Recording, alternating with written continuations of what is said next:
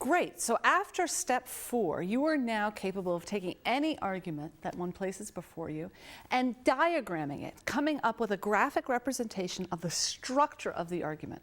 This is crucial because it means that you have the ability to understand any argument as the arguer intended. And up until now, that's what our focus has been on, just simply coming up with a good faith, accurate understanding of any given argument. But with this step, with step 5, we start the process of actually evaluating arguments, answering the question, should this argument persuade me? Is it convincing? We know that the arguer wants it to be convincing, believes it to be persuasive, but the question now becomes, what about you? How do you determine whether this is an argument that should persuade you of its conclusion or whether you should reject it? A couple of general points before we start on the first of 3 questions we're going to end up asking of premises in particular in order to determine their quality and their effectiveness. First, keep in mind as you make judgments about an argument, you're always making those judgments from your own particular position. That is, when we ask about whether a certain premise is acceptable, the question really is the premise acceptable to you?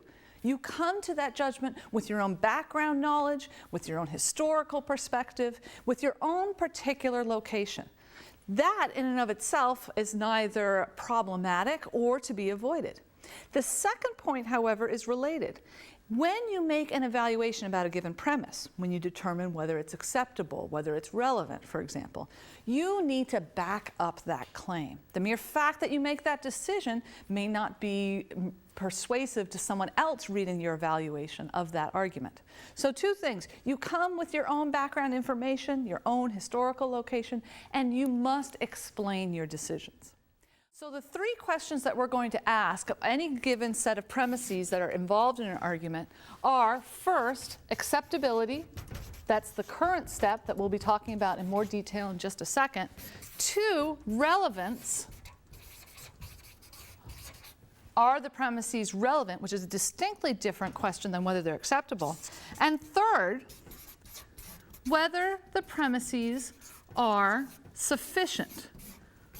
Another way of putting this is sufficiency of grounds. We use this acronym in order to help us remember that the 3 main questions we ask of any set of premises that are involved in an argument are acceptability, relevance, sufficiency of grounds, the ARG conditions, the first 3 letters of the word argument. That's easy to remember.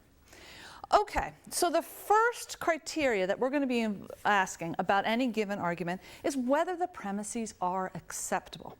Let me tell you what the structure of the answers that you'll be providing to these exercises, and then go into a little bit more detail about what acceptability means. Now that we're actually evaluating the arguments, you're still going to be doing the diagramming, because as you'll see, especially in step 6, the accuracy of your answers to the questions will depend heavily on the accuracy of your diagram. So you'll be given an argument, and just like you did in the last 2 steps, you'll provide a diagram of that argument, and then you'll provide another list whereby you list every single premise that you've isolated in the argument and make a judgment about that individual premise. Now, this will be a little bit different when we get to relevance and sufficiency, but for acceptability, you evaluate each premise individually, one by one, no matter where they show up in the argument, no matter where they show up in the diagram, and it also doesn't matter whether they're dependent or independent. So after you do your diagram, just like you've been doing, you'll also have another list that will go like this. You don't need to repeat the premises. I know what they mean, just using their numbers. And you will make a judgment. You say this premise is unacceptable. You actually have 3 options, and I'll go into that in just a bit. Acceptable, unacceptable, or provisionally acceptable. Now, that's your judgment, which is an important part of the process. That's you saying, I've looked at this premise and I've determined that it is unacceptable to me at this point in time. Notice, however, that right now you haven't justified any of those decisions. You haven't explained any of those judgments. Just as important in this step as your actual judgments are your explanations for those judgments. On what basis are you determining that premise unacceptable or acceptable. That is going to have a very large role to play in the quality of your evaluation. To a certain extent, and there are exceptions to this rule, to a certain extent, I, as an instructor, when I'm teaching this class, care less about what my students decide, what conclusions they come to, than how they get there. How did their logical process lead them to a specific decision on each individual premise? Every single premise is evaluated, including unstated premises. They're treated just like any other premise, okay? So this is what the answers for step 5 exercises are going to look like. Again, keep in mind, you're still going to be doing the diagramming. Okay, so let's now talk about how acceptability functions and how you can decide whether any given premise is or is not acceptable.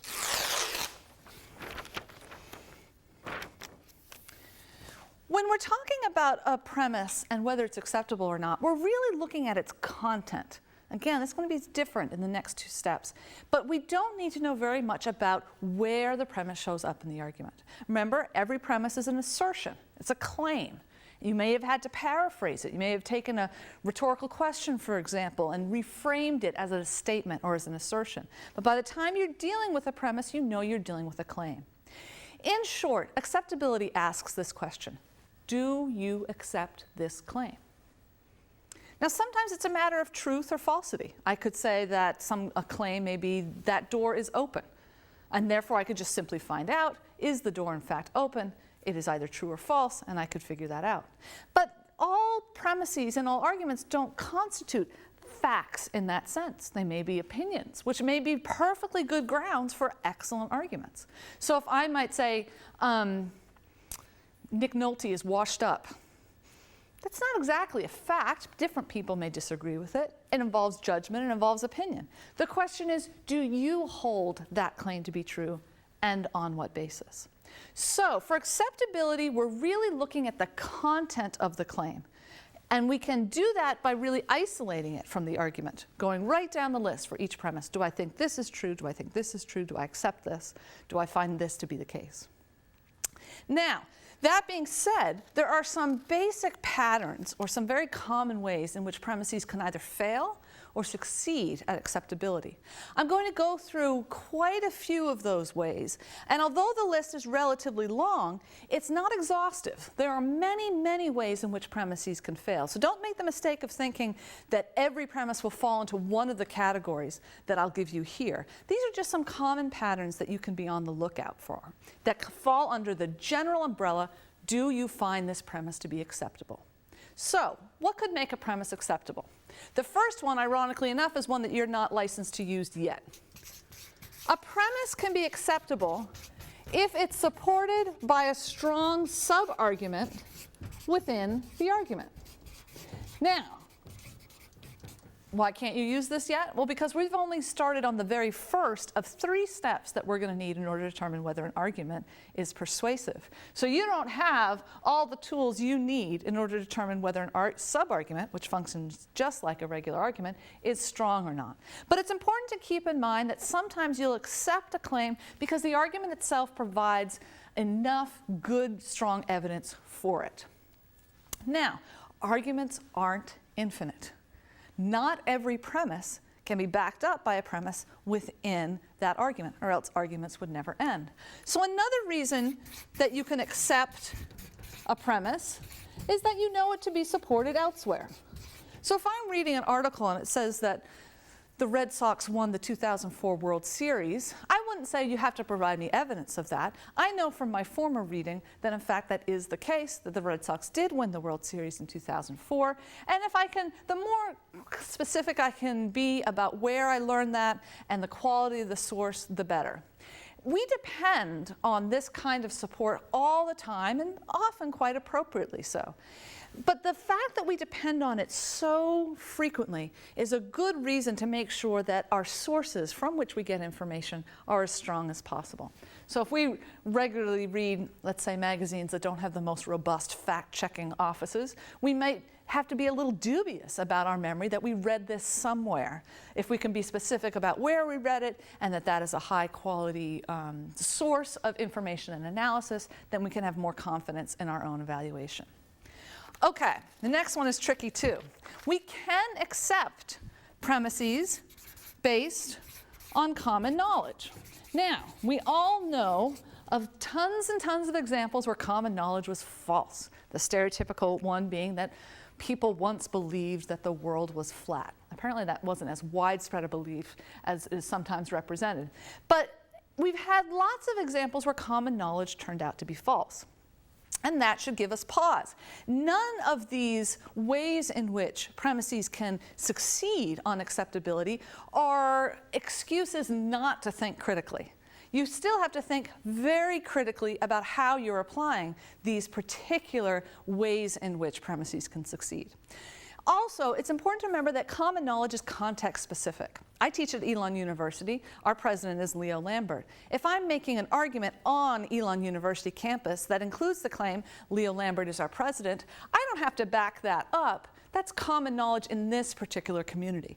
If I went to a different community, it may not be common knowledge there. So one has to be very clear about which community one is speaking to and from in order to determine whether common knowledge is an appropriate basis upon which to accept a premise. Okay. Premises can also be accepted on the basis of personal testimony. You and I cannot be everywhere at once. We cannot see, hear, witness everything at every point. Sometimes we have to accept claims because other people have seen, witnessed, experienced something. Now again, this is not a blank check, and there are certain questions we have to ask before accepting personal testimony. Specifically, is the claim plausible? So if a very good friend of mine said, I was out at the fountain at midnight and aliens dropped into it. I saw it, you should believe me.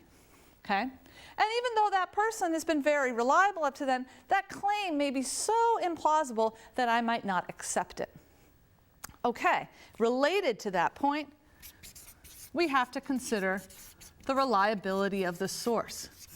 A constant bane of all district attorneys everywhere who need to use all sorts of different people as witnesses, sometimes experts, sometimes informants. How reliable is the source? If you happen to know a person who's a pathological liar, even if their personal testimony is fairly benign, you may still reject it. You may still not accept it because they don't have a high degree of reliability. Okay. One more, I can fit it on here. We might accept a claim if it's based on proper authority. You and I are not experts in everything. I cannot question every single claim that a plumber might make as they come in to fix my house. So I might accept something on the basis that someone else has expertise that I don't have. Again, this is not an excuse not to think critically, particularly about this part. The proper authority. We have, let me start that again. There's a convention in our culture that people who hold doctorates of all sorts are all called doctor. And that can make it difficult to distinguish from between a doctor of philosophy, say, and a doctor of physiology.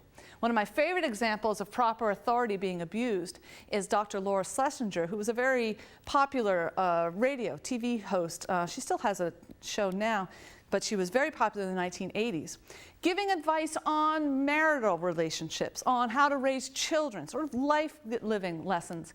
And she would have people call up and say that their lives were disordered in some ways, and she would give them advice on how to fix it. And she very much used the doctor in her name. She was Dr. Laura, which would seem to imply that she had some advanced education, perhaps in psychology, perhaps in social work, perhaps in something about family dynamics. In fact, she had a doctorate in physical therapy, so she'd be a great authority if your knee was blown out and you wanted to get it working again. But she had no actual expertise, authority, or education in the very subjects that she was speaking about.